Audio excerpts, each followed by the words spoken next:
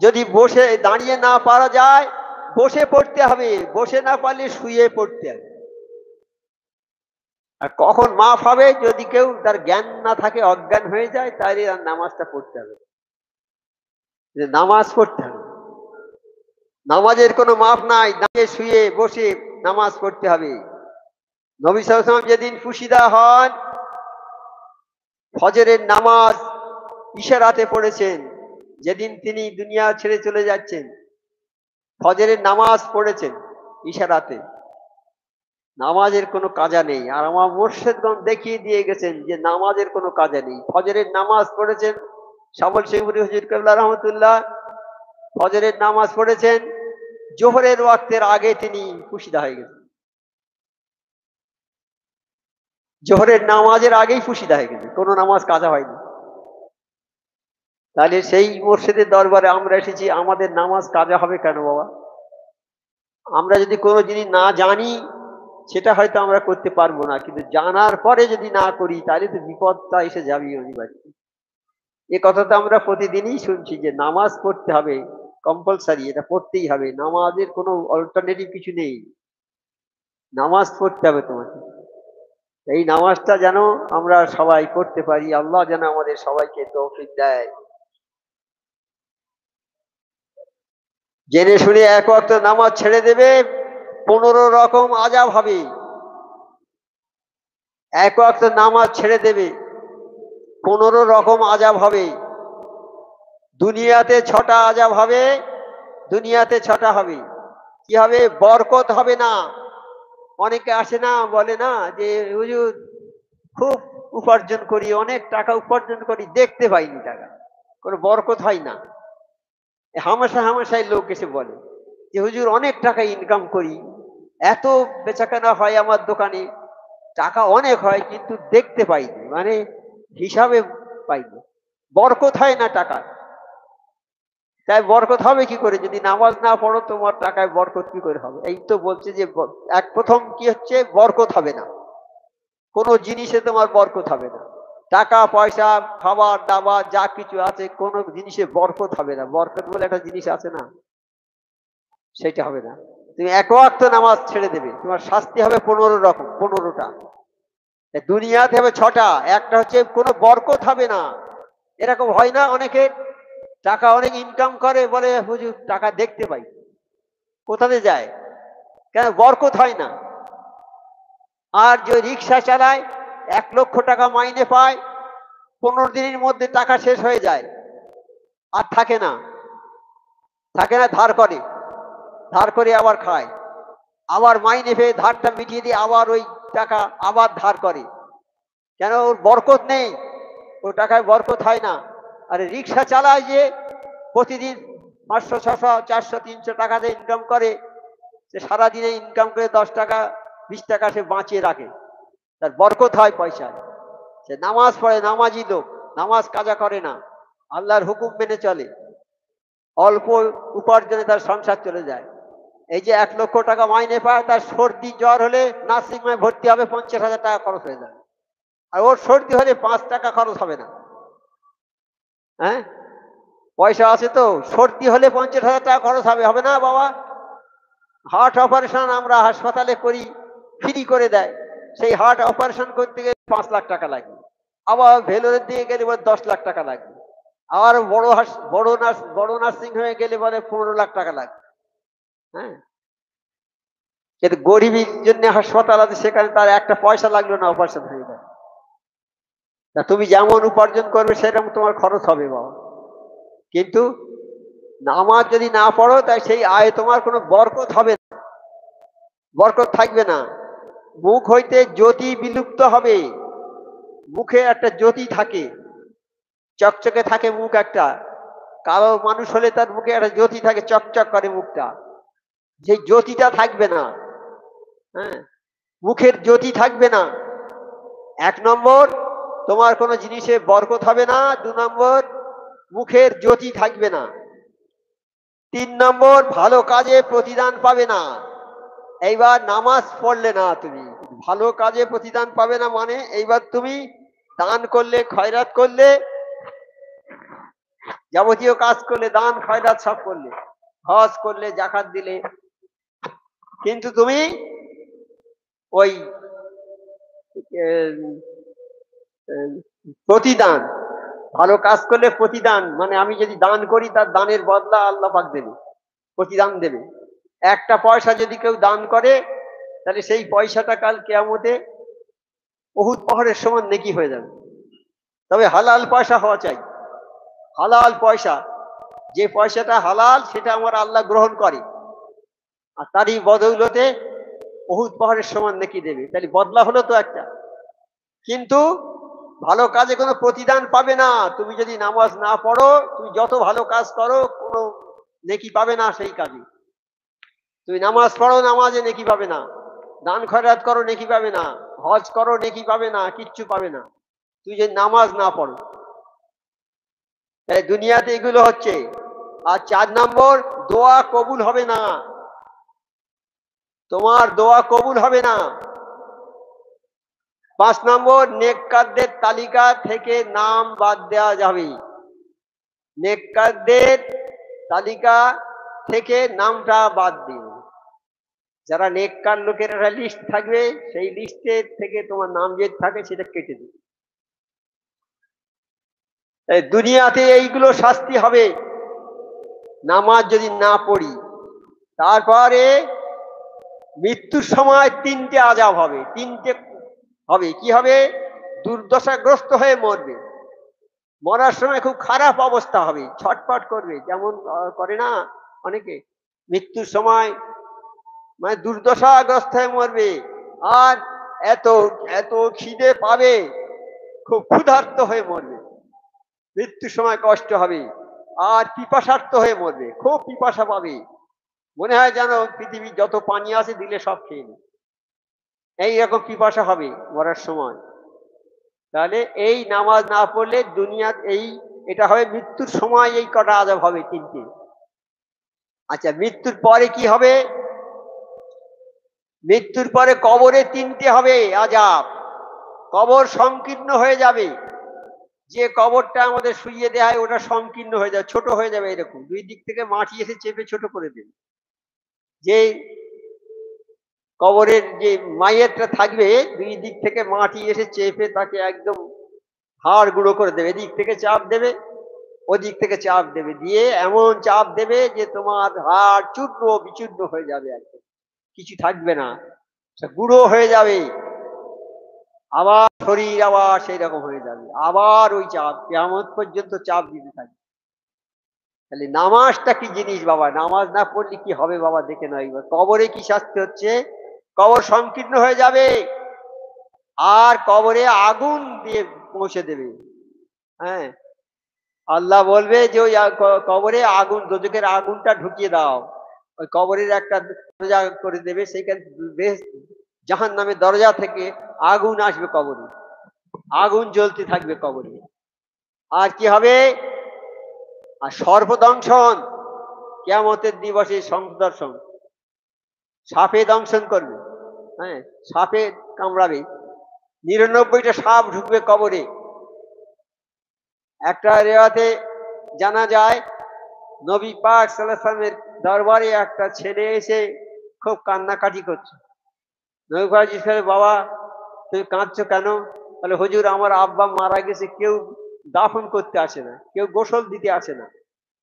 তো তোমার গ্রামের লোক নেই? বলে, সবাই আছে, কেউ গোসল দেয় না। তখন আমার নবী পাক সাল্লাল্লাহু আলাইহি ওয়াসাল্লাম ওমর আর আবু বকর রাদিয়াল্লাহু তাআলাকে বললে যে তোমরা দুজনে যাও তো, ওইটা মাইয়িতকে দাফন করে যাও। চলে গেল ছেলের সঙ্গে, গিয়ে বলে, তোমার আব্বা কোথায়? তো বলছে, আমার আব্বা ঘরের মধ্যে আছে। গেল, সেখানে কাপড় ঢাকা দেওয়া আছে, কাপড় আলগা করে দেখে গাধার মতো চেহারা হয়ে গেছে।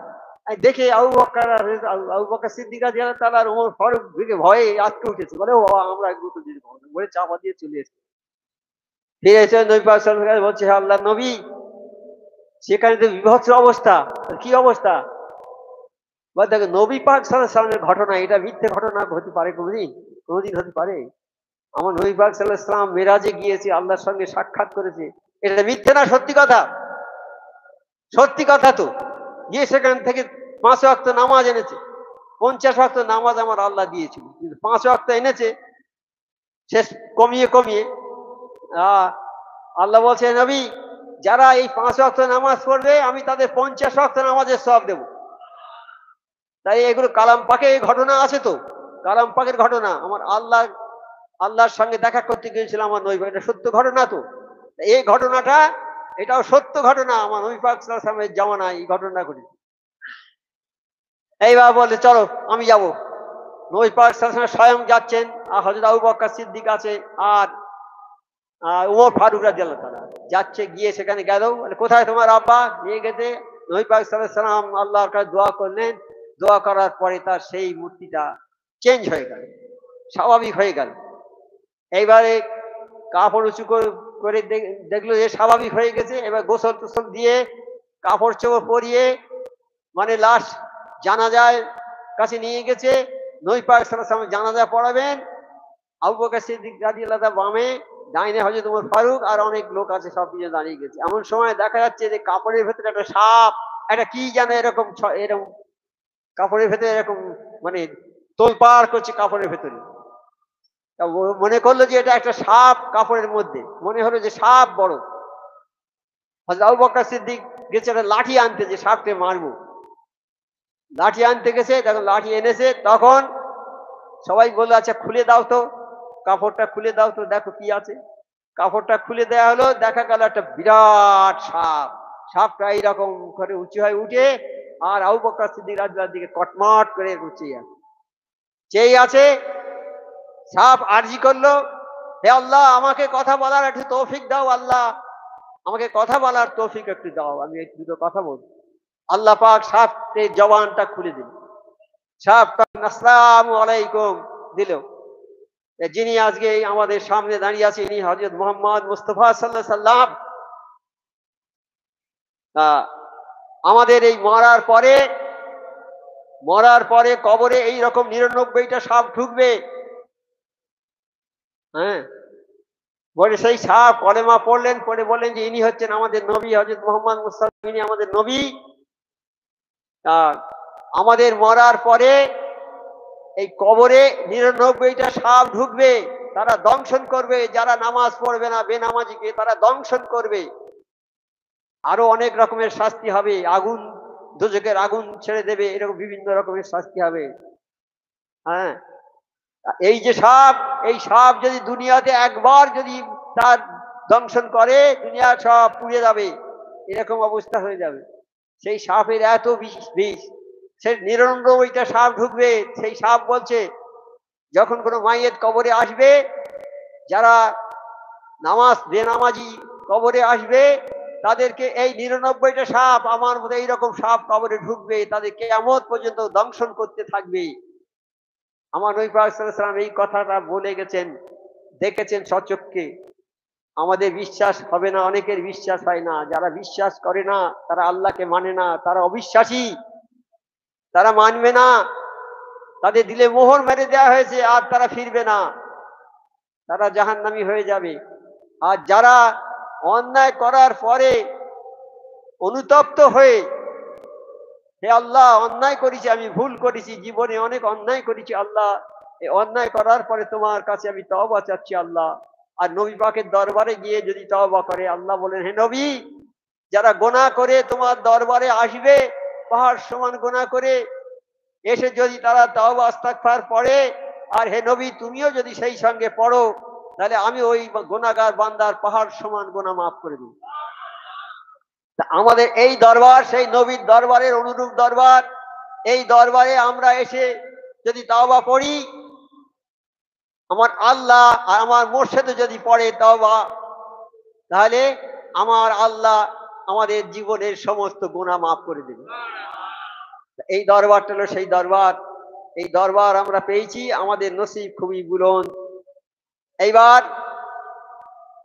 3 নম্বর হলো কি, কিয়ামতের দিবসে ওই হিসাবে কবর ছোট হয়ে সংকীর্ণ হয়ে যাবে, আর কবরে আগুন, দোজখের আগুন এসে ঢুকিয়ে দেবে আগুন, আর সর্প দংশন, ওই যে সাপ, ওই সাপ 99 সাপ ঢুকবে কবরে, দংশন করবে। আর কিয়ামতের দিবসে 3টে হবে আযাব। কিয়ামতের দিন হিসাবে কঠোরতা হবে, হিসেব খুব কড়াকড়ি হবে, হিসেব খুব কড়াকড়ি হবে। হিসেব, আল্লাহ হিসেব ওই বেনামাজির জন্য এত কড়া হবে আর বলার মতো না। হ্যাঁ, কিয়ামতের ময়দানে একটা নেকি কম হয়েছে একজন লোকের, একটা নেকি কম হয়েছে।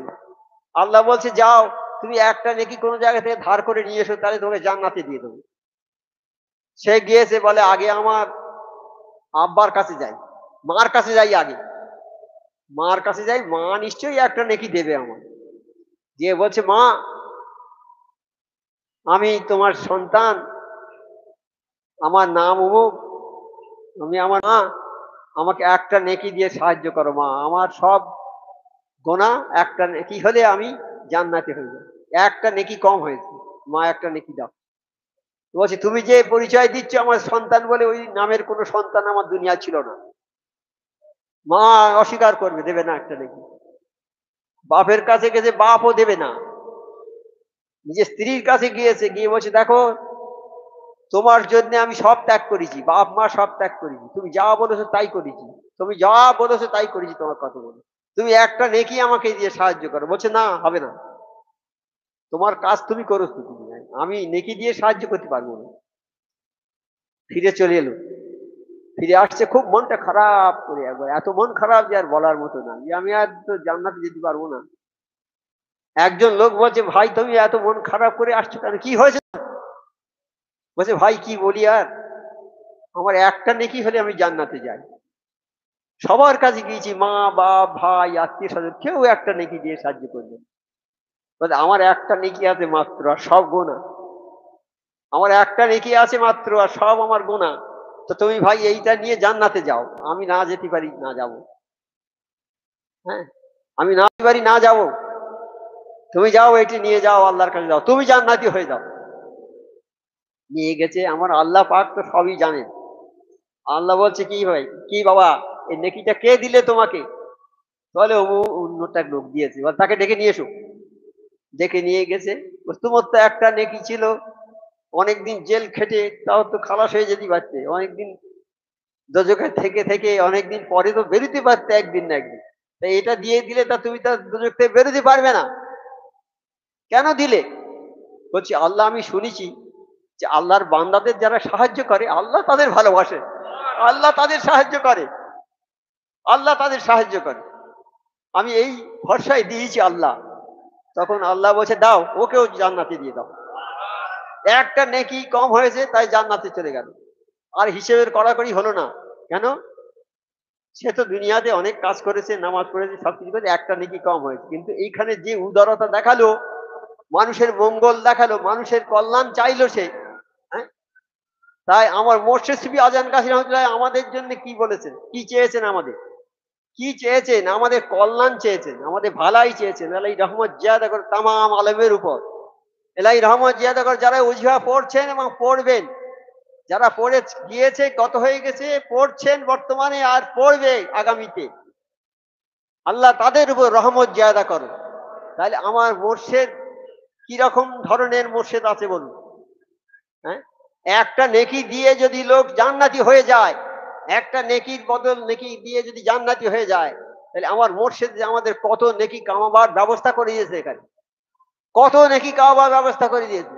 এলাই রহমত জিয়াদা করে তামাম আলমের পর, আমি একাই বলছি তামাম আলমের জন্য দোয়া করছি। তামাম আলম বলতে কত লক্ষ লক্ষ কোটি কোটি আলম আছে, যারা আছে তারা সব দোয়া আমার উপরে দিচ্ছে, তারা দোয়া, আমি যেমন তাকে তাদের দোয়া দিচ্ছি, তারা ওই মখলুক উল্টো আমার জন্য দোয়া করছে, সবাই দোয়া করছে, তাহলে কত নেকির অধিকারী হচ্ছে। তাও আবার কি কিয়ামত পর্যন্ত, লাই রহমত জিয়াদা করে কিয়ামত তাক, অর্থাৎ আমরা আজকে মরে যাচ্ছি, কবরে শুয়ে আছি, কবরে শুয়ে সে নেকি কিয়ামত পর্যন্ত ইনশাল্লাহ পাবো। আমরা একবার যে এসে এই দরবারে বসেছি, একবার যে এসে হাক্কানি দরবারে বসেছে, বসার পরে গিয়ে মরে গেছে, কিয়ামত পর্যন্ত সে যত পীর ভাইরা আসবে এখানে মসজিদ হবে, তার নেকি কবরে চলে যাবে, কবর আলোকিত হয়ে যাবে। আমার মসজিদ হচ্ছে দস্তগীর, তিনি হাত ধরে ধরে আমাদেরকে জাহান্নাম থেকে জান্নাত নিয়ে যাচ্ছে, এর থেকে খুশির কি আছে? হ্যাঁ? আমরা যদি সারা জীবন যদি মুর্শিদের জন্য এ করি, মসজিদের জন্য কষ্ট করি, মসজিদের সামান্য কণা পরিমাণ শুকরগুজারি করতে পারবো না, মসজিদের বদলা সামান্য দিতে পারবো না বদলা। তিনি যে কাজ করে গিয়েছেন আমাদের, আমরা তারই অনুসারী। আমরা আল্লাহর কাছে দোয়া করি, হে আল্লাহ, আমরা যতদিন বাঁচবো যেন এই দরবারে কায়েম থাকতে পারি, আল্লাহ সে তৌফিক আমাদের দিও।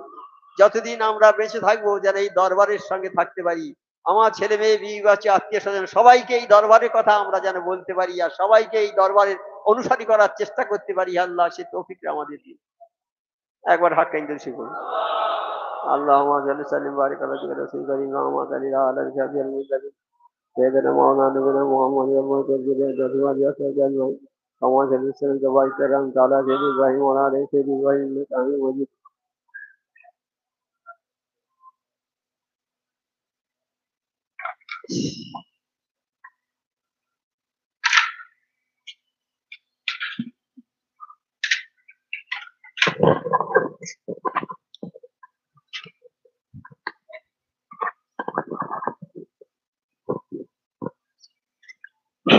حقا درشي. اللهم صل وسلم وبارك على عبدك رسول الكريم رحمة للعالمين شافي المؤمن من سيدنا مولانا نبينا محمد وعلى آله وعلى بيته وأولاده وذرياته وأزواجه وصحبه وأوليائه وأمواته أجمعين. كما صليت وسلمت وباركت ورحمت على سيدنا إبراهيم وعلى آل سيدنا إبراهيم إنك حميد مجيد. كلمة شهادة أشهد أن لا إله إلا الله وحده لا شريك له أشهد أن محمدا عبده ورسوله أشهد أن لا إله إلا الله وحده لا شريك له أشهد أن محمدا عبده ورسوله أشهد أن لا إله إلا الله وحده لا شريك له أشهد أن محمدا عبده ورسوله أشهد أن لا إله إلا الله وحده لا شريك له أشهد أن محمدا عبده ورسوله أشهد أن لا إله إلا الله وحده لا شريك له أشهد أن محمدا عبده ورسوله. سبحان الله سبحان الله الحمد لله لا إله إلا الله والله سبحان الله الحمد لله لا إله إلا الله والله سبحان الله الحمد لله لا إله إلا الله والله أكبر سبحان الله الحمد لله لا إله إلا الله والله أكبر سبحان الله الحمد لله لا إله إلا الله والله سبحان الله الحمد لله لا إله إلا الله والله سبحان الله الحمد لله لا إله إلا الله والله أكبر سبحان الله الحمد لله لا إله إلا الله والله سبحان الله الحمد لله لا إله إلا الله والله سبحان الله الحمد لله لا إله إلا الله سبحان الله الحمد لله لا إله إلا الله والله سبحان الله الحمد لله لا إله إلا الله والله سبحان الله الحمد لله لا إله إلا الله والله سبحان الله الحمد لله لا إله إلا الله والله أكبر سبحان الله الحمد لله لا إله إلا الله والله أكبر. لا حول ولا قوة إلا بالله العلي لا حول ولا قوة إلا بالله العلي العظيم لا حول ولا قوة إلا بالله العلي العظيم لا حول ولا قوة إلا بالله العلي العظيم لا حول ولا قوة إلا بالله العلي العظيم لا حول ولا قوة إلا بالله العلي العظيم لا حول ولا قوة إلا بالله العلي العظيم لا حول ولا قوة إلا بالله العلي العظيم لا حول ولا قوة إلا بالله العلي العظيم. سبحان قدوس ربنا ورب الملائكة والروح سبحان قدوس ربنا ورب الملائكة والروح سبحان قدوس ربنا ورب الملائكة والروح سبحان قدوس ربنا ورب الملائكة والروح سبحان قدوس ربنا ورب الملائكة والروح. أستغفر الله أستغفر الله ربي من كل ذنب وأتوب إليه أستغفر الله ربي من كل ذنب وأتوب إليه أستغفر الله ربي من كل ذنب وأتوب إليه أستغفر الله ربي من كل ذنب وأتوب إليه أستغفر الله ربي من كل ذنب وأتوب إليه. سورة فاتحة.